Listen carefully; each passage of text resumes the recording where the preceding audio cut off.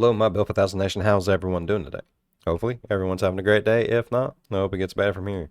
We are back with another Coffeehouse Crime. That's right. This one is titled, This Terrifying Underwater Disaster Sent 11 Men to Their Graves. Oh, shit. Damn.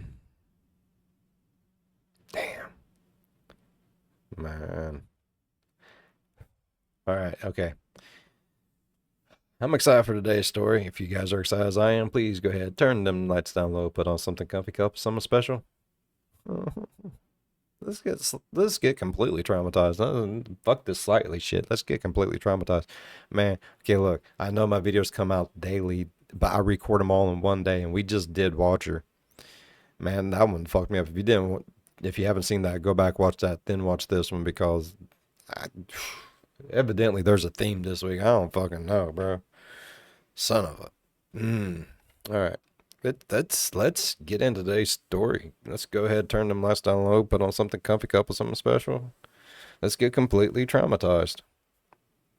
Yeah. In April of 2010, grievous mistakes and lazy behavior led to one of the largest environmental disasters in world history, causing the deaths of 11 men and over 1 The blood. The blood. If you didn't watch yesterday's video, go watch it. The blood. million animals. In the aftermath of this catastrophe, Oh. humankind was left with the challenge of sealing up a gaping void 5,000 feet beneath the ocean's surface. And every day it failed to be closed, another 62,000 barrels of toxic oil gushed out, leaving a nightmarish the BP situation shit? to worsen. This is the story of how rushed behavior and a single spark initiated a chain of events that ended in a fiery explosion and one of the oil industry's darkest regrets. But what were the mistakes made? Who was responsible? And who would pay the ultimate price? Welcome back to Coffeehouse Crime, folks. My name is Adrian, and today we're looking at the disaster. And the only thing I can remember from is the BP oil spill. How long ago was that? My God.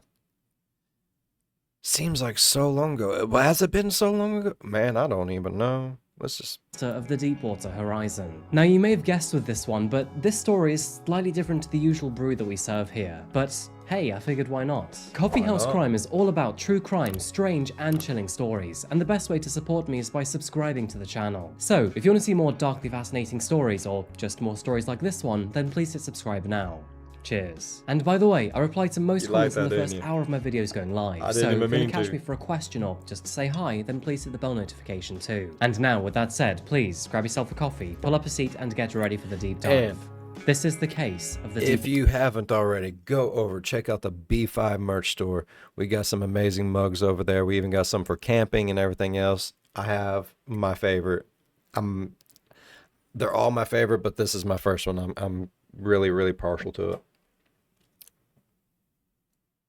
You really need to check it out, man. I'm telling you. Link is somewhere. Probably. If not, there's pictures. Just click on a picture. Always put always put at least one of the coffee mugs on my Coffeehouse Crime one. So. Deepwater Horizon.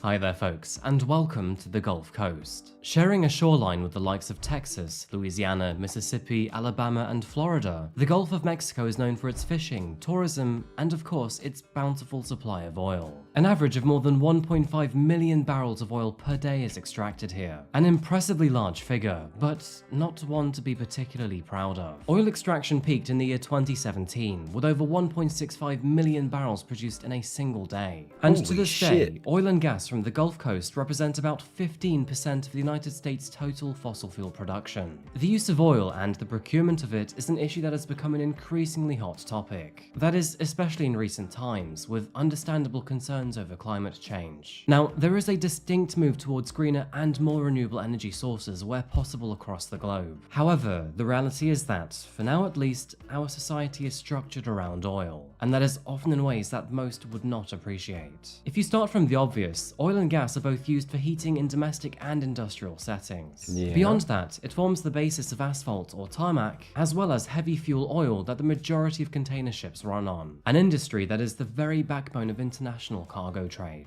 Other rather obvious oil derivatives are fuels like petrol, diesel, and even aviation or rocket fuel. But the uses don't end there, as most of us might guess. In fact, that's only really scratching the surface. The pharmaceutical industry relies on oil for many of its processes, as does the manufacturing of most plastics, each of these being an essential component of our modern society. The industry itself is famously boom and bust. Even all the way back to the early days of oil use, entire towns would spring up around newly discovered wells. Entire families would uproot and relocate. You never really think of all the shit oil goes into, bro.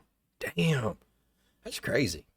To these places, finding their fortune in the process. And especially without the aid of modern technology that is used today, when these gushers dried up, these places were entirely abandoned. One great example is Burbank, Oklahoma, which saw an oil town of 3,000 people fall to just 372 by 1930. In terms of the boom-bust cycle, not much has changed in that respect to this day. Every few years, the oil and gas industry go through a cycle of massive demand compared to the available supply, leading to a surge in price. I mean, you've only got to look at the eye-watering prices of fuel for your car to see that happening. Right. Similarly, there have been plenty of occasions when the demand just isn't needed anymore, and the price of a barrel of oil starts to plummet. Many companies and individuals have made incredible amounts of money during the good years, only to see themselves bankrupt or unemployed during the various crashes. For example, during the COVID-19 pandemic in 2020, the price of petrol and diesel plummeted due to a complete drop-off in demand. It's an industry where volatility is Nobody could go anywhere. constant, where huge amounts of money are both earned and lost. And despite constantly evolving safety standards and practices, accidents still unfortunately do happen, which, as you will see, is a cold fact that we will come to learn in this video, giving a whole new meaning to the type of volatility this industry can create.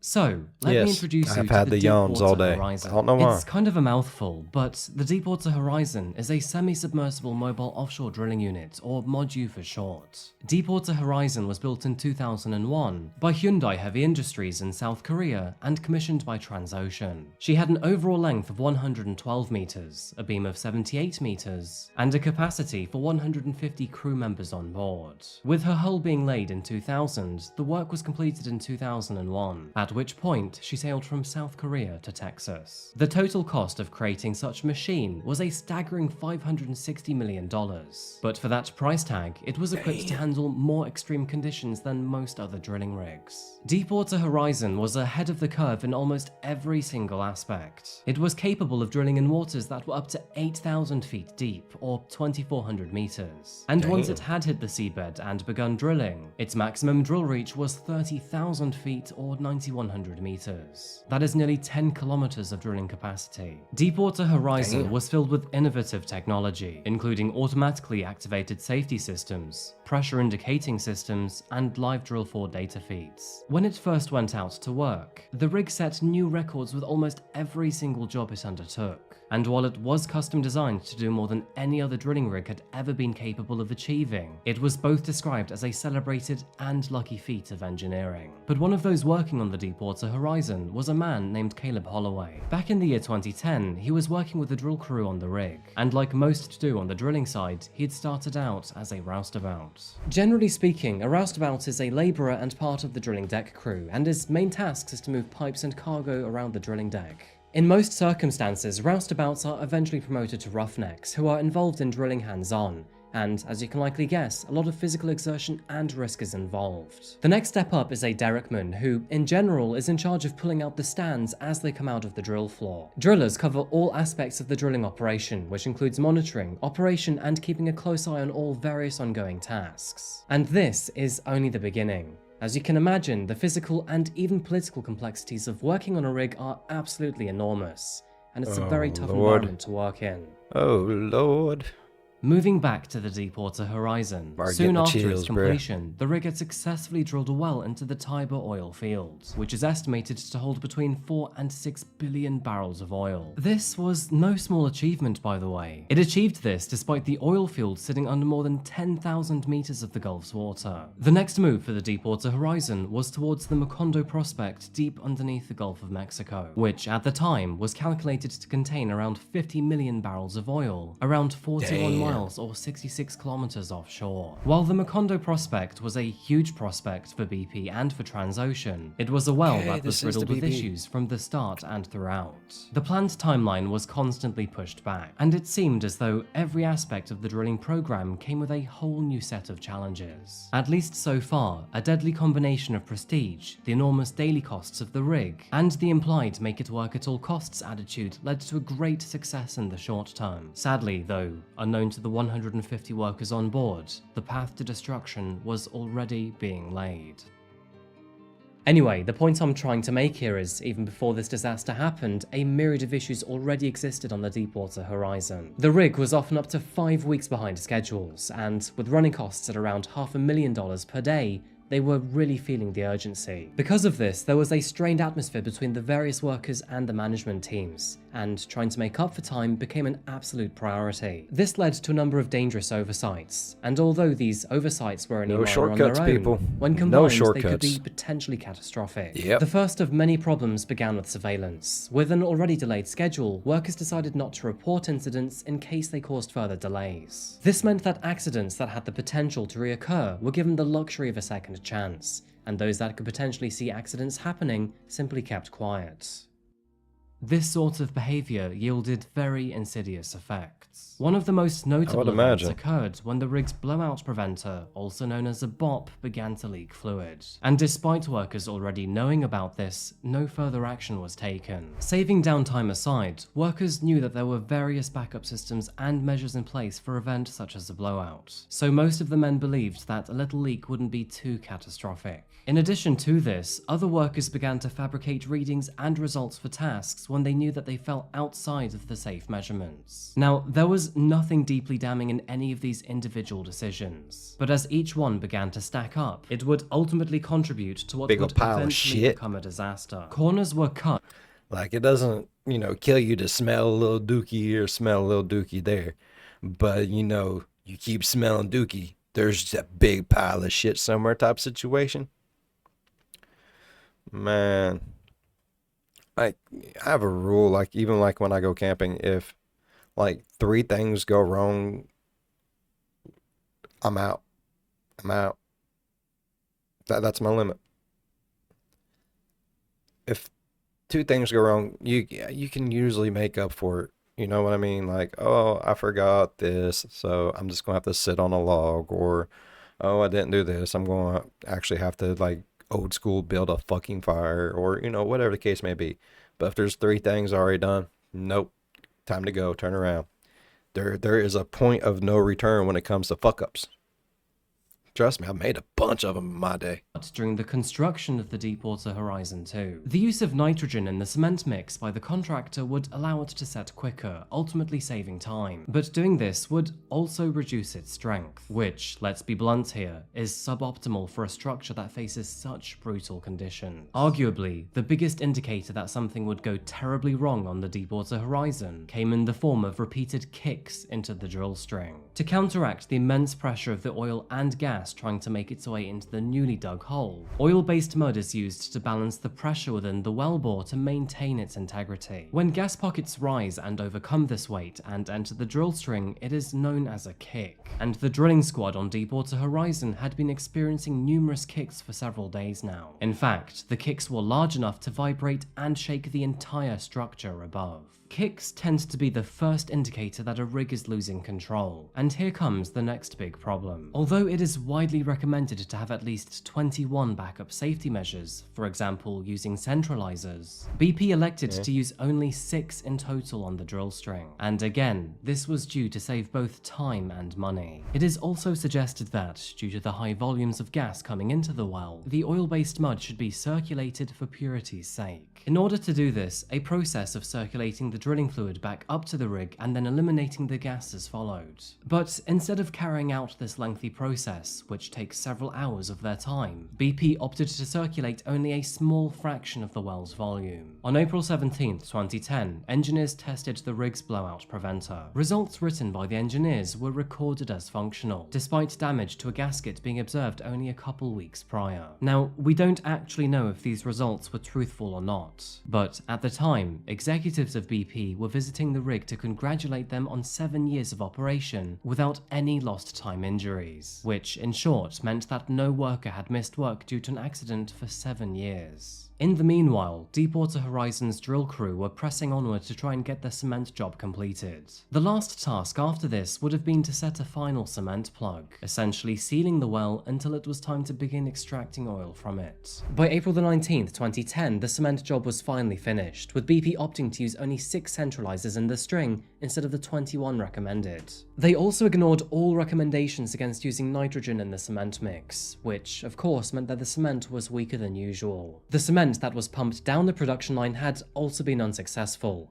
However, since they'd stopped recording the cement logs, they had no idea that it failed. In addition to this, workers also opened a kill line to prove zero pressure, but this was against company policy. To add to the problem, they also replaced the drilling mud with seawater to make the well unbalanced. I know all of this sounds rather technical, but in short, there were several indications that oil and gas was still entering the wellbore, which spelt disaster. And despite this, all warnings were continuously ignored.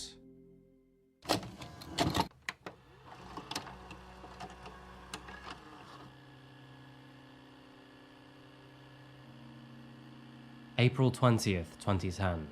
It was on this fateful day that the rig's many compounding errors would combine and release in one of the worst ways imaginable. In an effort once again to save time and money, BP cancelled yet another log test on the cement. As a result, the workers assigned to conduct that test were flown home. Flying in the opposite direction, a chopper filled with BP officials arrived later that morning, all of them being here to celebrate 7 years without any lost time injuries. At 5 PM, an unexpected loss of fluid was observed in the riser pipe, suggesting that there were leaks in the blowout preventer. For the next 2 hours after this, negative pressure tests were observed, which indicated something was very wrong. By 8 PM, BP concluded their testing and proceeded to replace remaining drill fluids with seawater. BP investigators would later suggest that this was a fundamental mistake. And perhaps it was, because by 9:45 PM, a sudden jolt was felt on the Deepwater Horizon. Gas detection systems began to ring, indicating that large amounts of explosive gas were detected on the drill floor and beyond. The crew made 2 attempts to close the blowout preventer, but sadly, both attempts failed. All shear rams had also failed to close off the well, and the substandard cement itself failed to provide a barrier. As high-pressure gas began to flow into the drill string and upwards towards the Deepwater Horizon, all control of the well was suddenly lost. And with the massive influx of gas being directed onto the rig itself, there was only one way it could go. Possibly traveling through vents, the gas reached the engine room, causing at least one of the engines to overspeed and provide a fatal spark. Tragically, that spark was the only thing needed for the now inevitable. And at 9:52 PM, after finding its way into the rig floor and finding that single spark, that high-pressure gas immediately and explosively ignited. The results would be catastrophic. Deepwater Horizon exploded in an instant. A raging inferno engulfed the entire platform, with smoke billowing hundreds of meters over the decimated structure. Due to the explosion, a 37-year-old crane operator named Aaron Burkeen was immediately blown off the catwalk of the crane, falling more than 50 feet to his death. And sadly, he was only one of 11 crewmen to lose their lives. 10 other people were killed. 4 men located on the rig floor, with another 6 in the pit room. And if the explosion wasn't enough to kill them instantly, those remaining men found themselves trapped in a metal room filled with fire. All remaining surviving personnel scrambled to find ways off the Deepwater Horizon, with many opting to evacuate with lifeboats. 2 of those lifeboats were launched, taking most of the 90+ survivors, leaving only 11 still on board. A 3rd life raft was also launched, but due to the concerns that it would be badly affected by the fire or heat, only 7 of the remaining 11 chose to board it, leaving the remaining 4 to jump into the water from a height of 50 feet. Thankfully, all 4 escaped with their lives. Through the many photos and videos taken of Deepwater Horizon's inferno, the world soon paid attention to its dramatic destruction. The chimney of thick black smoke is enough to make anyone worry about their lungs. However, there was something far more cataclysmic happening under the water. Deepwater Horizon had successfully tapped into the oil field 8,000 feet beneath, and terrifyingly, the explosion was sure to leave its wound wide open. And with a gaping void, oil was now surging out into the sea at an unprecedented rate. Although initial calculations estimated that the blowout was releasing around 1,000 to 5,000 barrels of oil into the sea each and every single day, it quickly became apparent that these estimations were dreadfully wrong. In fact, it was later learned that this disaster was responsible for 62,000 barrels every single day. So the initial estimates was around 12 times less in reality. Which really does make you wonder who on earth was doing the maths here. With the Deepwater Horizon destroyed by the— Whoever it was got their degree in a Cracker Jack box.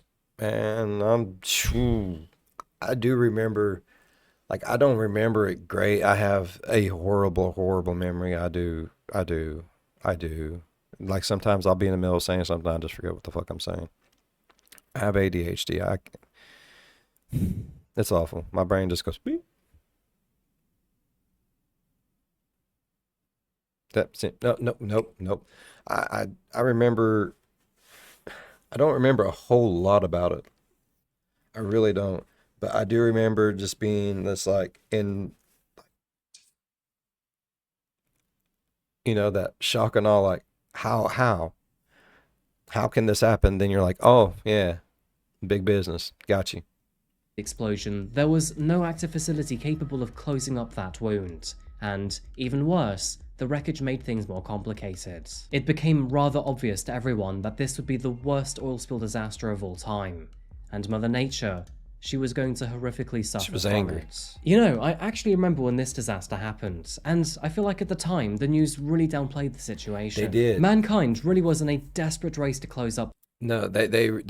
They downplayed the shit out of it, but that's because, if I'm not mistaken, like, they was, like Adrian was saying, BP was saying this was good. Oh, no. And then, when we, came in and start looking into all this shit, it's like, you guys are full of shit. Then, like, no, this is awful. I don't even remember what the fuck ended up happening. Like, it's been so damn long. Man. This wound, and every minute that it remained open, more wildlife would die.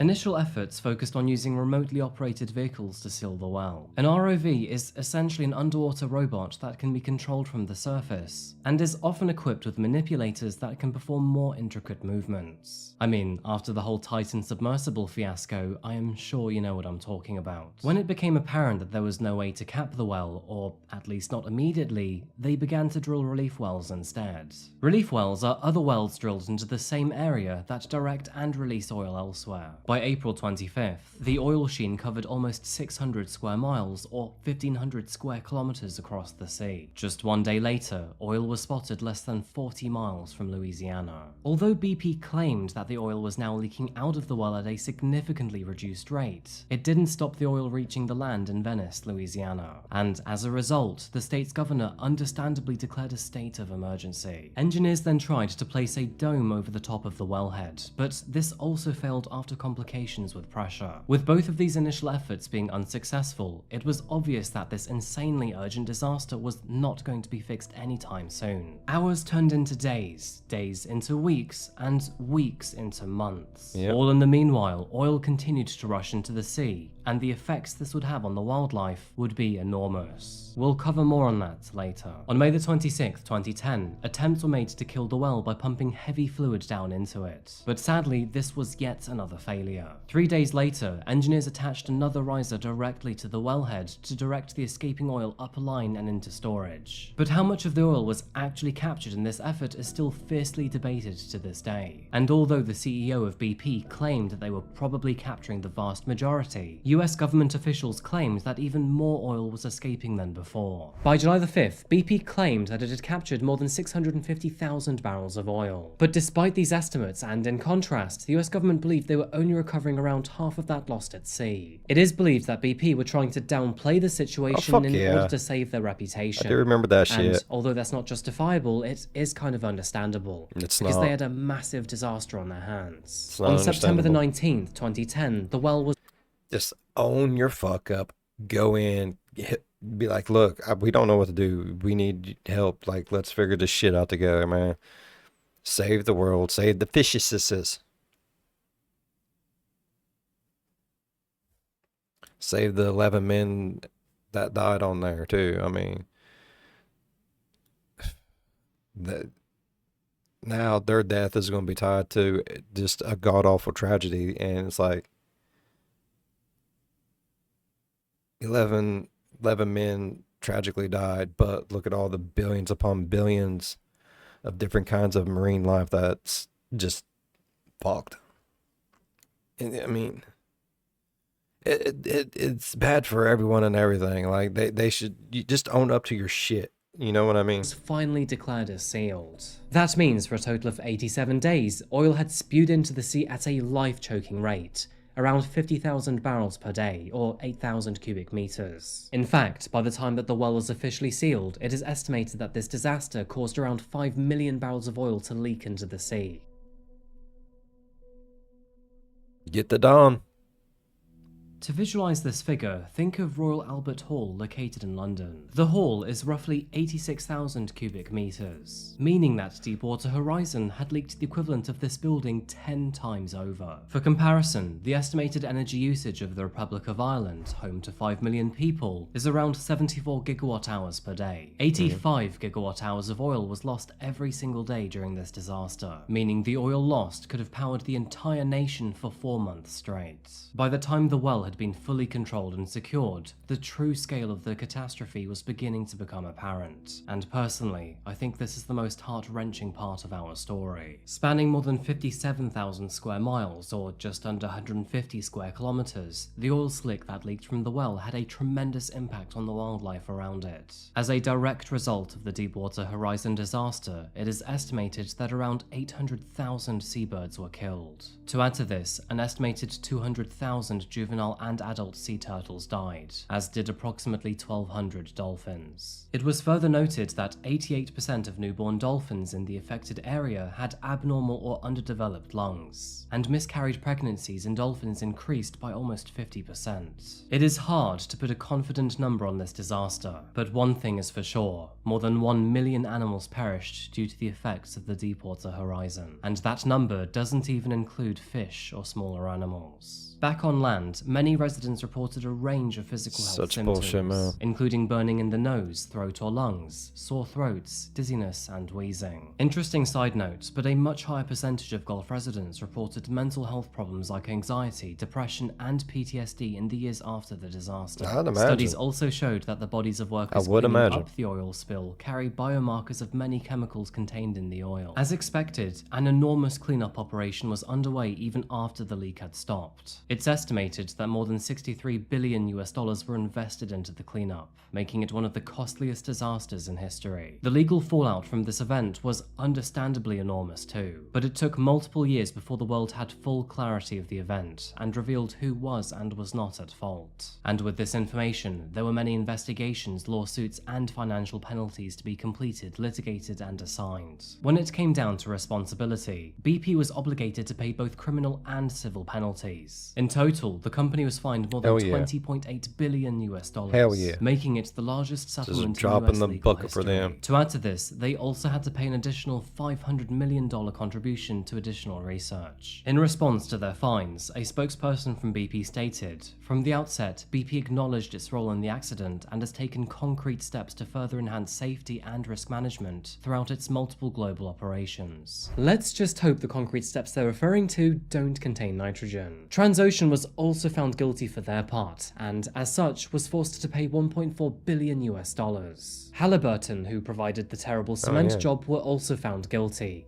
and as such they were forced to pay 1.1 billion US dollars. Families of those who lost their lives in the disaster, as well as those survivors, were also given compensation by BP. $1.1 billion. And although the exact amounts given to the families are quite vague for obvious reasons, we do know that the total compensation does actually run into the billions. In fact, it is now known that BP lost a total of 65 billion US dollars to this disaster. Good. So, next time you think about rushing a job, think about BP. Tony Hayward, who was the CEO of BP at the time of the disaster, decided to step down just months after the incident. The amount of negative press and understandably poor perception of the company in the aftermath and beyond is a stubborn stain to shift.